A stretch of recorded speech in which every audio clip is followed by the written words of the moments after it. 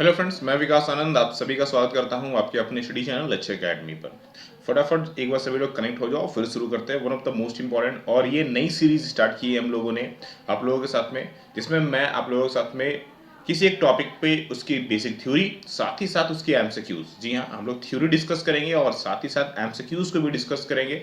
ये completely process चलता रहेगा और जो एमसीक्यूज जो हमारी शाम को 7 बजे हमारी यूट्यूब पर चलती है, ठीक है ना, शाम को 7 बजे जो डेली चलती हैं वो तो खैर चलते ही रहेंगी।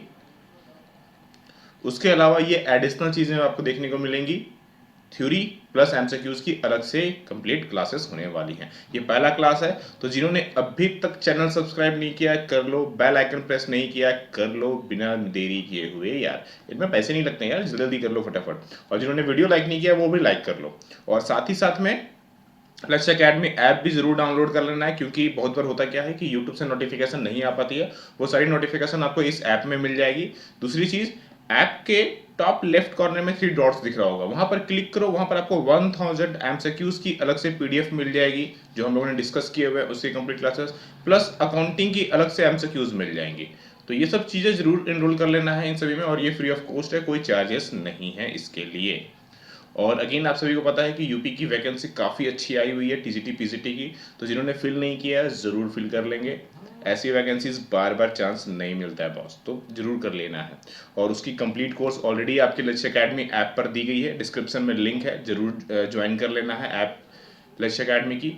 इसमें आपको 200 से ज़्यादा वीडियो क्लासेस, 50 से ज़्यादा एमसीक्यूज की क्लासेस जो स्पेशली आपके एग्जाम में आने के चांसेस है उसको ध्यान में रख के डिज़ाइन किया गया है। डाउट के लिए अलग से एक चैट ग्रुप आपको मिलेगा जो कि ऐप पर वर्क करेगा। E notes e books provide किए जाएंगे जो कि इंग्लिश में होंगे, जो कि ऐप पर होंगे। और जो टीचिंग लैंग्वेज होगा बाइलिंगुअल होगा, जिस तरह से मैं अभी पढ़ा रहा हूँ उसी तरह से होगा। टॉपिक वाइज अलग से मॉक टेस्ट, डेली 2 से 3 क्लासेस आपको प्रोवाइड किए जाएंगे। जी हाँ, डेली क्लासेस होंगी, एक बार में ऐसा नहीं है कि बहुत सारा क्लास मिल जाएगा ताकि आपको क्या पढ़ना है नहीं पढ़ना है आपको कंफ्यूजन हो। डेली क्लासेस मिलेंगे ताकि आप डेली स्टडी करो। डेली स्टडी करोगे तभी कोई चीज़ की हैबिट बनती है और तभी सक्सेस मिलता है। एक बार में इतना सब कुछ पढ़ने से सक्सेस नहीं आएगी, डेली पढ़ना पड़ता है, तो देरी नहीं करना है। लैंग्वेज नॉर्मल होगा, डिस्क्रिप्शन में लिंक है, जरूर ज्वाइन कर लेना है। और अगेन जिन्होंने अभी तक तैयारी नहीं की है, ज्वाइन नहीं किया है, जरूर ज्वाइन कर लेना। चलिए फटाफट सभी लोग रेडी हैं तो क्लास को शुरू किया जाए। पहला जो टॉपिक है वो आज हमारा पार्टनरशिप। सबसे पहले समझते हैं पार्टनरशिप है क्या। देखो, पार्टनरशिप की बात किया जाए तो हम लोग बात करते हैं सबसे पहले डिफिनेशंस के बारे में और उसको अच्छे से और एक्सप्लेनेशंस करेंगे, ठीक है ना। इंडियन पार्टनरशिप एक्ट 1932 सेक्शन 4 में ये चीज कहा गया है, partnership is the relation between persons who have agreed to share the profit of business carried on by all or any of them acting for all। Exactly ये meaning है इसका, ठीक है ना। अब यहाँ पर एक चीज यहाँ पर समझना है, यहाँ पर कुछ चीजें हमने यहाँ पर ना अंडरलाइन करके रखी हुई है। इस पार्टनरशिप की जो डिफिनेशन है ना, इसको थोड़ा सा और अच्छे से डिटेल में एक बार आप लोग समझ ले तो चीजों को क्लियर हो जाएगा। जैसे कि पार्टनरशिप इज द रिलेशनशिप, ये रिलेशनशिप मतलब क्या है, कैसा रिलेशनशिप। पर्सन्स, कितने पर्सन्स, 1 2 3 4 5 6, कितने पर्सन्स हु हैव एग्रीड, किस चीज में वो एग्री हो रहे हैं, टू शेयर द प्रॉफिट। एक चीज ध्यान देना, यहां पर सिर्फ और सिर्फ हमने प्रॉफिट लिखा हुआ है, लॉस नहीं मेंशन किया हुआ। आप बहुत जगह डिफिनेशन में क्या देखते हो कि प्रॉफिट एंड लॉस, बहुत जगह आपको यहां पर क्या दिखता है, प्रॉफिट एंड लॉस दिखा हुआ दिखता है। जी हाँ, जहां पर भी लॉस आपको दिखा हुआ है समझ लेना वो डिफिनेशन गलत लिखा हुआ है। अब बोलोगे सर ऐसा कैसे, क्या बिजनेस कर रहे हैं तो सिर्फ और सिर्फ प्रॉफिट होगा हमें, क्या लॉस नहीं होगा। देखो, हो सकता है, बिल्कुल हो सकता है, इसमें कोई शक नहीं है, बट इंटेंशन की बात हो रही है। पार्टनरशिप में यह साफ साफ कहा गया है कि जब 2 या 2 से अधिक लोग प्रॉफिट के मकसद से, सिर्फ और सिर्फ प्रॉफिट के मकसद से, ना कि लॉस के मकसद से, एक दूसरे के साथ कनेक्ट होकर के बिजनेस करना चाहते हैं, this is called partnership. Profit के मकसद से, लॉस की मकसद नहीं होनी चाहिए, दिमाग में लॉस नहीं होना चाहिए कि हमें लॉस होने वाला है, हो जाना एक अलग मैटर है, बट हमारा जो इंटेंशन है वो क्या होना चाहिए, सिर्फ और सिर्फ प्रॉफिट के ऊपर ही होना चाहिए। तो ये चीज समझते हैं, एक एक करके इन जो अंडरलाइन हमने किया हुआ है इन चीजों को क्लियर करते हैं ताकि पार्टनरशिप को और अच्छे से आप समझ सको, ठीक है ना। आज के बाद पार्टनरशिप समझने में कंफ्यूजन नहीं होगा, हर एक चीजों को समझेंगे। और ये पर्सन वाला जो कॉन्सेप्ट है ये भी समझेंगे, क्योंकि पर्सन वाले में एक चीज बड़ा कंफ्यूजन होता है लोगों को कि 10 चूज करना है। आपके एमसीक्यूज पूछे जाते हैं कि मैक्सिमम नंबर ऑफ पार्टनर्स कितने चाहिए, 10 चाहिए, 20 चाहिए, 50 चाहिए, 200 चाहिए, 100 चाहिए। और लोग ना यहाँ पर ना अक्सर कंफ्यूजिंग में रहते हैं। आज सभी चीजें एक बार में दूरी करूंगा मैं, ठीक है ना। चलिए देखते हैं। सबसे पहले बात करते हैं रिलेशनशिप। रिलेशनशिप कैसा होना चाहिए? म्यूचुअल एजेंसी का होना चाहिए। म्यूचुअल एजेंसी कहने का मतलब रजामंदी सबकी होनी चाहिए, वैसी होनी चाहिए। सपोज हम और आप पार्टनर हैं, तो हमें क्या चाहिए, हम दोनों के बीच में प्रॉपर तालमेल होना चाहिए। हम दोनों की हर एक चीजें प्रॉपर एक दूसरे की बात मान करके, म्यूचुअल एजेंसी मतलब कोई किसी को जोर जबरदस्ती नहीं होना चाहिए। और ये जो रिलेशनशिप है, ये रिलेशनशिप क्या कहलाता है? Partner and agent relationship. क्या कहलाता है? Partner and agent. Directly question put up होता है आपके एग्जाम में कि रिलेशनशिप कैसा होता है पार्टनर्स के बीच में। पार्टनर्स और एजेंट का रिलेशनशिप होता है। पर्सन्स, जैसा कि मैंने बोला, मिनिमम चाहिए 2 पर्सन। मिनिमम कितने रिक्वायरमेंट है? 2 पर्सन। अब मैक्सिमम वाला केस में आते हैं, यहीं पर सबसे ज्यादा कंफ्यूजिंग होती है ना, इसको दूर कर लेते हैं। अगर कंपनीज एक्ट 1956 के हिसाब से बात किया जाए तो 10 और 20, बैंकिंग कंपनी के केस में 10 चाहिए होगा, 20 चाहिए होगा अदर बिजनेस के केस में। अदर बिजनेस के केस में 20 चाहिए होगा और और बैंकिंग के केस में 10 चाहिए होगा अकॉर्डिंग टू 1956। कंपनीज एक्ट 2013 के हिसाब से बात करूं, जिसमें सेक्शन 464 में लिखा गया है कि मैक्सिमम नंबर ऑफ पर्सन जो है वो 100 चाहिए अकॉर्डिंग टू कंपनीज एक्ट 2013। आज हम कितने में खड़े हैं? 2021 में खड़े हैं। अगर क्या 2013 से लेकर के बीच में अगर कहीं पर कोई चेंजेस होगा तो हमें किसके हिसाब से आंसर देना चाहिए? अगर मैं सिंपल से आपसे पूछूंगा कि बताओ कितने पार्टनर्स हैं, अगर 2013 के बीच में कहीं चेंजेस है तो आपको वो लेटेस्ट वाला बताना होगा, ना कि 2013 वाला। वैसे में तो आप 1956 का भी बता दोगे तो सही हो जाएगा। तो ये चीज ध्यान देना है कि हमेशा आपको जो लेटेस्ट अपडेटेड है उसके हिसाब से, और लेटेस्ट में फिलहाल जो भी है कंपनीज रूल 2014 के हिसाब से रूल नंबर 10 में ये कहा गया है कि मैक्सिमम नंबर ऑफ पार्टनर्स कितने हो सकते हैं? 50। तो अब बताओ एग्जाम में क्या चूज करना है, 10, 20, 50 या 100? आपको चूज करना है 50 बिकॉज ऑफ ये सबसे लेटेस्ट है। 2014 में रूल 10 के हिसाब से ये अपडेट किया गया है और कितने मेंबर्स? 50 मेंबर रखे गए हैं। ये जो रिस्ट्रिक्शंस है, एक और चीज, ये जो नोट है ये ध्यान देना है आपको। ये जो रिस्ट्रिक्शंस लगे हुए हैं, ये जो रिस्ट्रिक्शंस है कि भैया आपको 2 चाहिए, 50 चाहिए, 100 चाहिए, ठीक ना, 20 चाहिए, जो रिस्ट्रिक्शंस है ना, एक तरह से तो ये रिस्ट्रिक्शंस है कि इतने, इससे ज्यादा नहीं हो सकते, इससे कम नहीं हो सकते। ये रिस्ट्रिक्शंस कौन लगाया है? अब ध्यान से देखो, पार्टनरशिप एक्ट नहीं लगा रहा है। This restriction is placed by companies act. ये कंपनीज एक्ट लगाती है, ना कि पार्टनरशिप एक्ट। पार्टनरशिप एक्ट 1932 ये रिस्ट्रिक्शंस लगाने के लिए कैपेबल नहीं है। कौन लगा रहा है? कंपनीज एक्ट इसको रिस्ट्रिक्शंस लगाती है। ये भी आपसे एक नंबर डायरेक्टली पूछा जाता है, और नंबर्स में तो खैर पूछा ही जाता है कि कितने रिक्वायरमेंट है। तो क्लियर है आज से चीज ध्यान रखना है कि फिलहाल अभी तक में तो भाई 50 मेंबर चाहिए, ठीक है। तो एग्जाम में अगर सारे ऑप्शंस होंगे 50 टिक कर देना, सही हो जाएगा। लेकिन हाँ, अगर क्वेश्चन में मेंशन हो 1956 के हिसाब से बताओ तब चूज कर लेना, 2013 एक्ट के हिसाब से बताओ तब 100 चूज कर लेना, और कुछ ना बोला जाए तो फिर 50 चूज कर लेना, ठीक है ना। Depend upon situation your questions. चलो आगे देखते हैं। फिर था हमारे पास हु हैव एग्रीड। पूछा जा रहा है हु हैव एग्रीड, कौन एग्रीड होगा भाई? This should B agreement between those persons who are forming the partnership। जो बंदे पार्टनरशिप में जुड़ने वाले हैं वो सभी एग्री होने चाहिए। The agreement of the foundation of the partnership, basically यही है फाउंडेशन ऑफ द पार्टनरशिप। एक क्वेश्चन यहाँ पुटअप होता है कि फाउंडेशन क्या है पार्टनरशिप का? तो सबसे पहली फाउंडेशन ये है, सबसे पहला बेस ही यही है कि पर्सन्स एग्री तो हो। जब तक लोग एग्री नहीं होंगे तब तक काम नहीं होगा। एग्री मतलब डिसीजन तो ले वो, बिना डिसीजन के क्या काम बन जाएगा?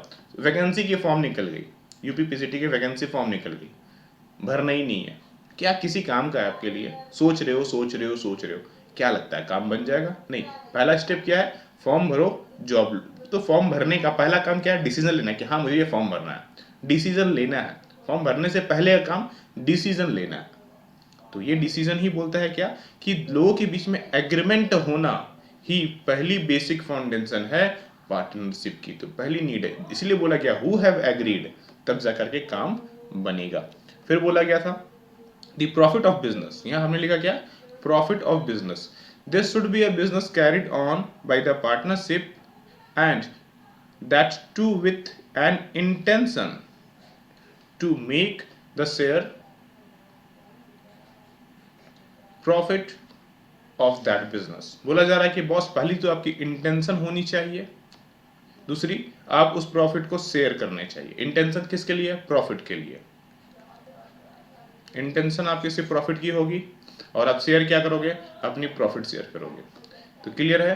दूसरी चीज, इसका मतलब हम ये बोल सकते हैं, क्या कंक्लूजन यहां पर से हम निकाल सकते हैं, therefore we can say that, हम कह सकते हैं नो बिजनेस नो पार्टनरशिप। जब तक बिजनेस नहीं होगा तब तक पार्टनरशिप नहीं बनेगा। मतलब अब एक क्वेश्चन यहां पर आता है, कॉर्पोरेट आपने पढ़ा हुआ, कॉर्पोरेट सोसाइटी,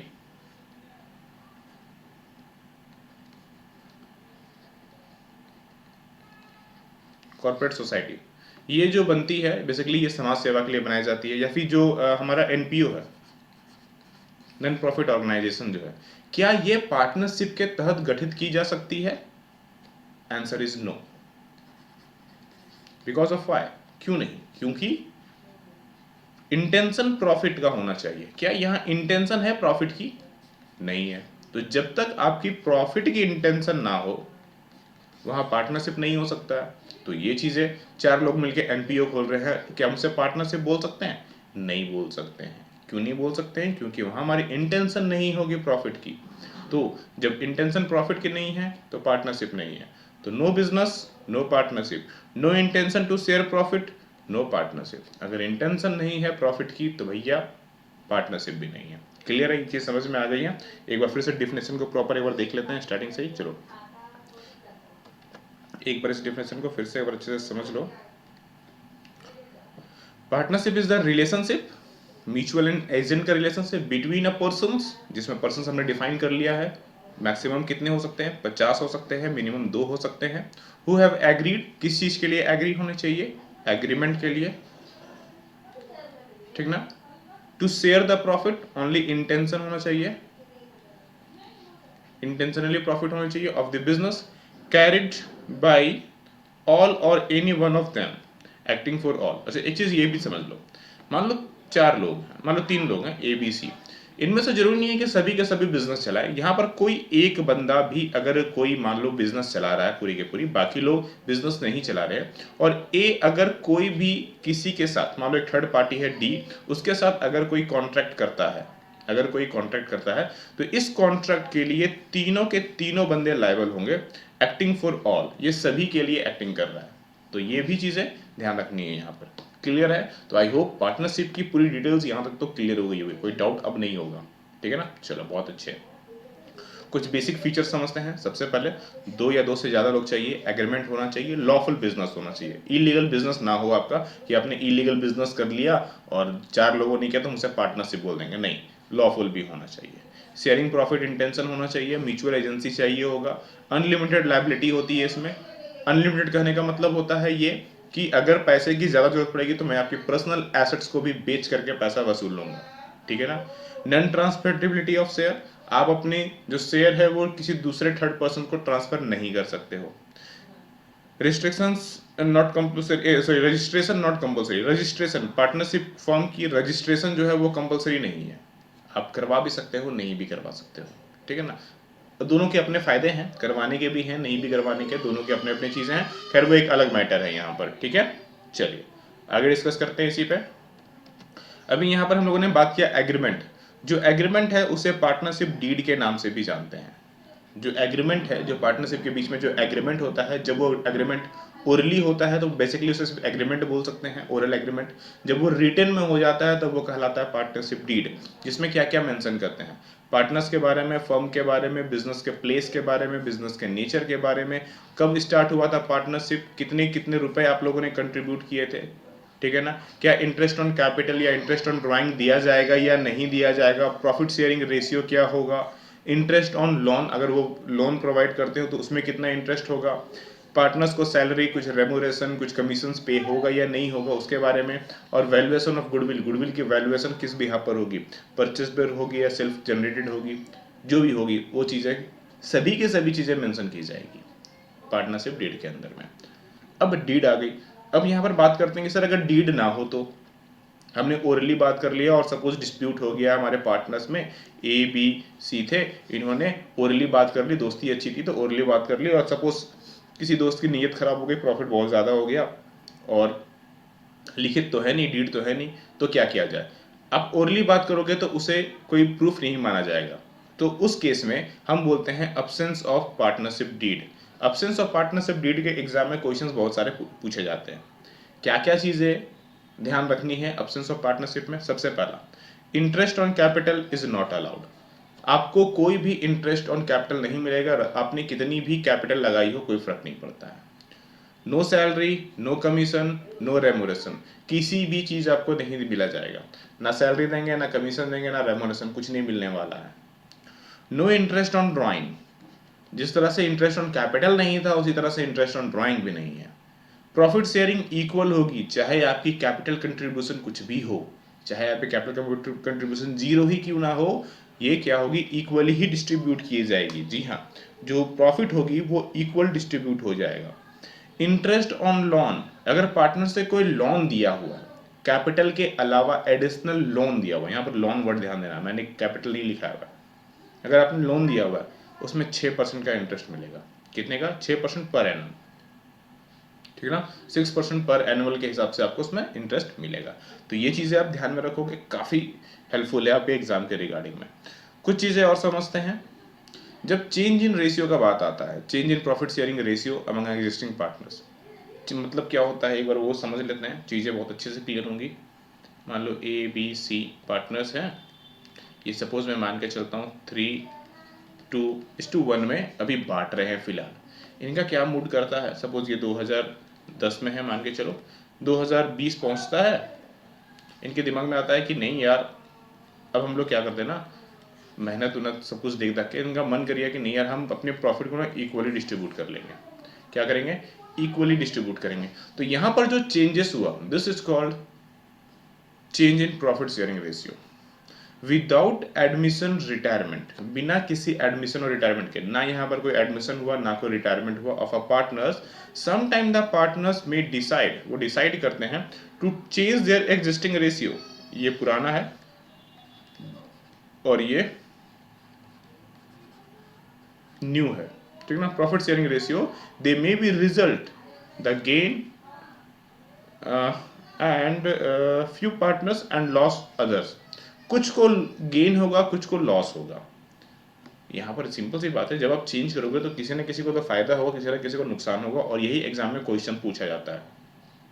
आज एक चीज सिंपल सा समझाता हूँ किस तरह से आप इसे बिना कैलकुलेशन किए एटलीस्ट गेन और लॉस को समझ जाओगे बड़े आसान तरीके से, ठीक है ना। ये तो खैर फॉर्मूला हो गया, फॉर्मूला भी आपको याद नहीं करना है, एकदम आसान तरीके से समझाता हूँ, ठीक है ना। जैसे कि ए बी सी, ठीक है ना, 3:2 अभी 1, हमने ये एग्जाम्पल लिया, फिर ए बी सी और 1:1:1, यही था।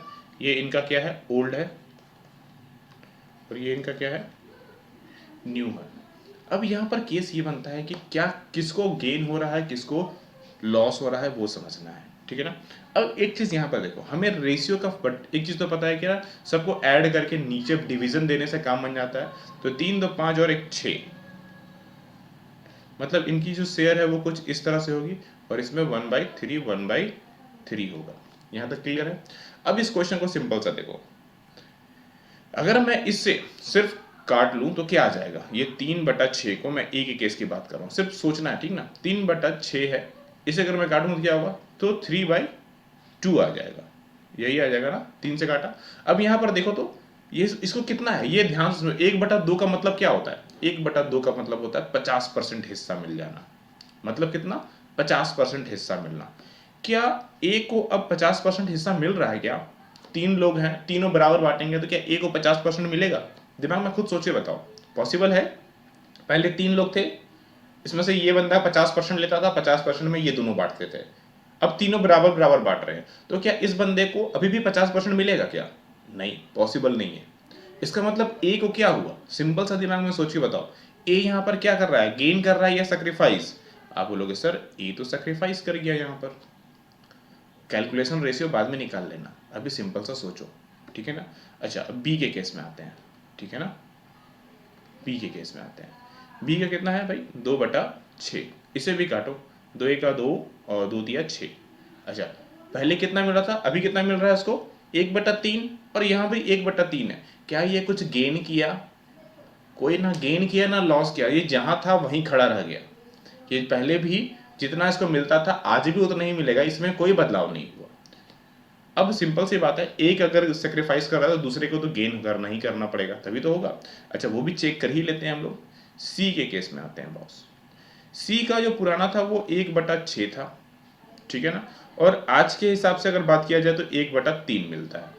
यानी कि पहले 6 में से एक हिस्सा, ये 6 अगर मान लो हिस्सा है, उसमें से सिर्फ एक हिस्सा मिलता था, ठीक ना। मान लो 6 था ये, उसमें से ये बंद हो गया, सिर्फ एक हिस्सा मिल रहा है।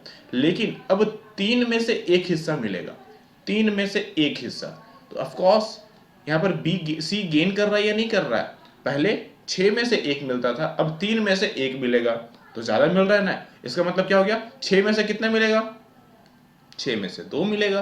देख लो, 2/6, 6 में से कितना मिलेगा, 2 मिलेगा। तो यहाँ पर सी क्या कर रहा है, गेन कर रहा है। अब फॉर्मूला भी समझते हैं, फॉर्मूला भी अब अच्छे से दिमाग, बहुत बार लोग कंफ्यूजन होते हैं। सैक्रिफाइस मतलब ओल्ड माइनस न्यू या न्यू माइनस ओल्ड, सिंपल था। सैक्रिफाइस का मतलब क्या होता है, नुकसान होना। अच्छा, नुकसान कैसे काउंट हो रहा है, पहले ज्यादा मिलता होगा अभी कम मिलेगा तभी तो नुकसान निकलेगा ना। पहले ज्यादा मिलता होगा और अब कम मिले तभी तो नुकसान हुआ ना। और अगर पहले कम मिलता था अब ज्यादा मिले तो गेन होगा। पहले यानी कि ओल्ड, तो जो बड़ा कौन हुआ, ओल्ड बड़ा हो गया तो ओल्ड माइनस न्यू।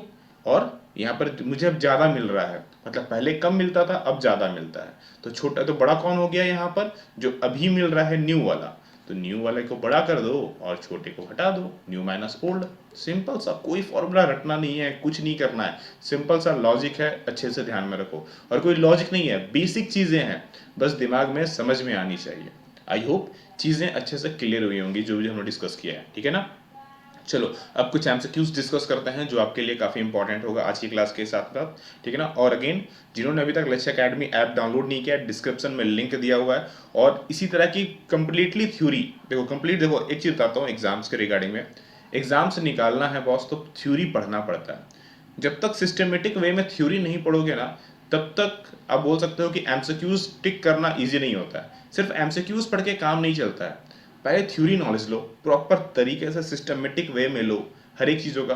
पार्टनरशिप में हमने लगभग 12 क्लासेस ली हुई है, जी हाँ, इस कोर्स के अंदर में पार्टनरशिप की 12 क्लासेस हमने कंडक्ट की हैं। आप सोच सकते हो कि 12 क्लासेस में हमने क्या क्या डिस्कस किया, और ऑलमोस्ट सभी क्लासेस आधे घंटे के अराउंड में है, यानी कि लगभग 5 से 6 घंटे की हमारी सिर्फ और सिर्फ थ्योरी की क्लासेस, सिर्फ थ्योरी की क्लासेस पार्टनरशिप की है। इसी तरह से सभी चीज़ों की क्लासेस कंडक्ट की जाती हैं, तो डिटेल वाइज चीज़ें समझने की ज़रूरत है, नहीं समझोगे तो दिक्कत होगा।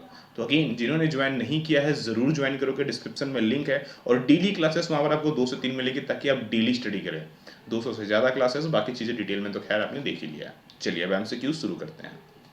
5 एमसीक्यू डिस्कस करूंगा आप लोगों के साथ में मैं, ठीक है। पहला क्वेश्चन है, following are essential element of partnership form expect.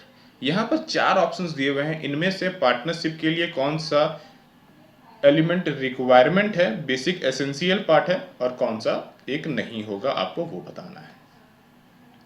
कम से कम 2 बंदे चाहिए, बिल्कुल इसकी जरूरत है। Equal profit sharing ratio, equal profit, equal share of profit and loss, बोला जा रहा है इक्वल प्रॉफिट एंड लॉस होगा। There is agreement between all partners, बिल्कुल एग्रीमेंट होना जरूरी है। ओरल और रिटन कुछ भी हो सकता है, वो लिखा हुआ नहीं है, इसीलिए दोनों चलेगा।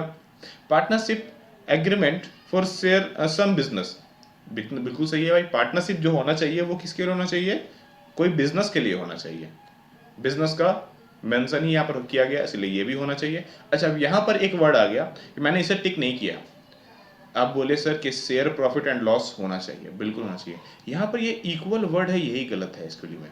क्या जरूरी है कि सभी इक्वल ही बांटेंगे, क्या 3:2:1 नहीं हो सकता है, क्या 1:2:3 नहीं हो सकता है, या फिर कुछ भी और नहीं हो सकता है क्या।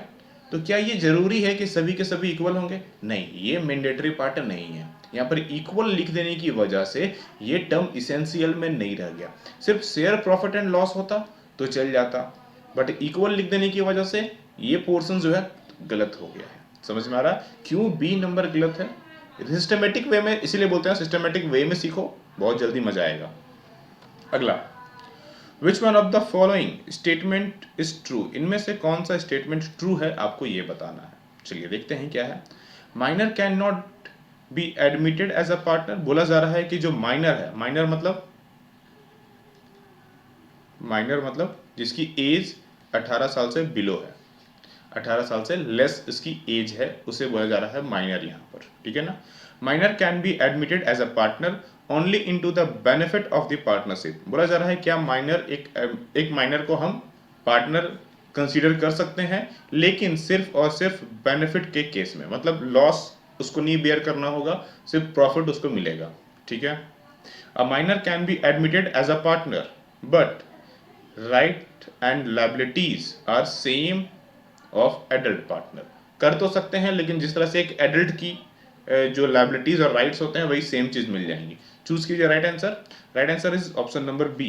जी हाँ, हम एक माइनर को एज अ पार्टनर एडमिट कर सकते हैं, लेकिन सिर्फ और सिर्फ बेनिफिट के लिए। किस सेक्शन में ये कहा गया है? तो सेक्शन 30 पार्टनरशिप एक्ट में ये साफ साफ मेंशन किया गया है कि किसी भी माइनर को एडमिट किया जा सकता है सारे पार्टनर्स की रजामंदी लेकर के, सिर्फ और सिर्फ बेनिफिट देने के लिए। सारे पार्टनर्स जितने भी हैं उनकी रजामंदी ले लो, सभी के सभी म्यूचुअल एग्री अगर हो जाते हैं तो एक माइनर को एज अ पार्टनर कंसीडर किया जाएगा। सेक्शन 30 में ये प्रोवाइड है। तो सेक्शन 30 भी पूछा जाता है, ये वाले क्वेश्चन भी पूछा जाता है, याद रखना है, ठीक है। अगला question, number of partners in partnership firm में बी। देखो यहीं पर तो है कंफ्यूजन, यही वाले क्वेश्चन में अक्सर लोग कंफ्यूजन करते हैं कि भैया ये जो पार्टनर्स हैं और उनका जो नंबर्स है ना, ये बताओ। मिनिमम मैक्सिमम 10, अभी हम लोगों ने देखा था ना कि भैया जो मिनिमम रिक्वायरमेंट था वो कितना था? 2। मैक्सिमम जो था, अगर मैं 1956 की बात करूं तो 10 और 20 था। अगर मैं 2013 की बात करूं तो 100 था। और अगर मैं 2014 के जो नया अपडेट था रूल 10 के हिसाब से बात करूं तो कितने था? 50 था। तो मिनिमम मैक्सिमम 10 नहीं, क्योंकि अब इस क्वेश्चन में क्या कहीं पर भी आपको कोई भी एक्ट लिखा हुआ है? नहीं लिखा हुआ। तो क्या लेंगे? लेटेस्ट वाला, ठीक है ना। मैक्सिमम 100, मैक्सिमम 50 मिल गया। मैक्सिमम 2, देखो यहाँ मिनिमम नहीं लिखा हुआ, यहाँ मैक्सिमम है, इसीलिए ये भी नहीं। तो option number C right answer है यहाँ पर। क्लियर है? किसके हिसाब से?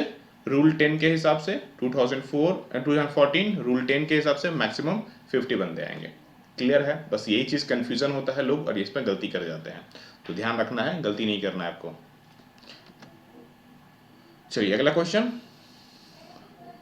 When is the partnership act enforced? बोला जा रहा है पार्टनरशिप एक्ट कब इन्फोर्स्ड होता है। अभी हम लोगों ने कुछ देर पहले एक केस देखा था जिसमें हम लोगों ने समझा था कि अब्सेंस ऑफ पार्टनरशिप डीड, जब पार्टनरशिप डीड अब्सेंस होता है तो जो हमने कुछ रूल रेगुलेशंस देखे थे ना कि जिसमें पार्टनर्स को इंटरेस्ट नहीं मिलेगा, पार्टनर्स को इंटरेस्ट ऑन लोन पे 6% मिलेगा, इक्वली प्रॉफिट बांटेंगे, ये रूल है कहाँ, किसने लिखा हुआ था? तो असल में वो जो रूल था वो आया था पार्टनरशिप एक्ट 1932 में। तो 1932 के हिसाब से ये चीज अप्लीकेबल होती है। कब होती है? जब अब्सेंस ऑफ पार्टनरशिप डीड होता है। यहां पर देखते हैं कहीं पर है क्या, when there is no partnership deed. देखो ऑप्शन नंबर ए में ही मिल गया है कि जब पार्टनरशिप डीड नहीं होगा तब हम पार्टनरशिप एक्ट को लागू कर लेंगे। और जो हमने रूल रेगुलेशंस देखे थे उसी के भी यहाँ पे और भी कुछ रूल रेगुलेशंस होते हैं पार्टनरशिप में जब वो अब्सेंस होता है तब। नेक्स्ट क्लास में वो भी डिस्कस करेंगे हम लोग, आगे देखते हैं, ठीक है। और जो लोग कोर्स में है उनको तो ऑलरेडी उन्होंने पढ़ लिया होगा, तो उम्मीद करते हैं प्रॉपर नॉलेज आपको मिल चुका होगा।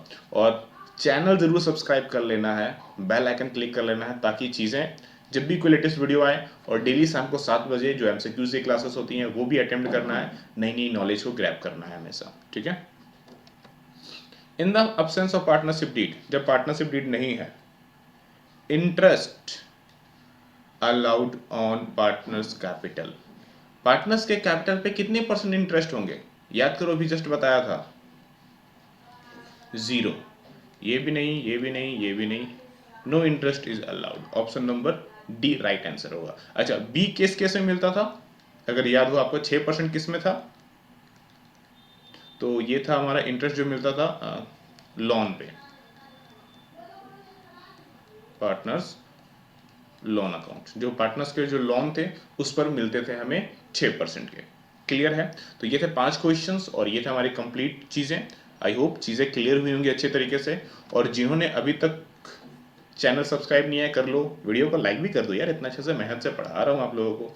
और अगेन जिन्होंने अभी तक कोर्स ज्वाइन नहीं किया है ज़रूर ज्वाइन कर लेंगे, डिटेल वाइज पढ़ना ज़रूरी है। देखो इतनी अच्छी वैकेंसीज, इतने अच्छे पोस्ट बार बार नहीं आते हैं, पोस्ट भी अच्छी है, मौके भी अच्छे मिले हुए हैं। टीजीटी पीजीटी की पूरी की यूपी में भी है, दिल्ली में भी है, और अभी फर्दर कुछ समय के बाद केवीएस की भी वैकेंसी आने वाली है।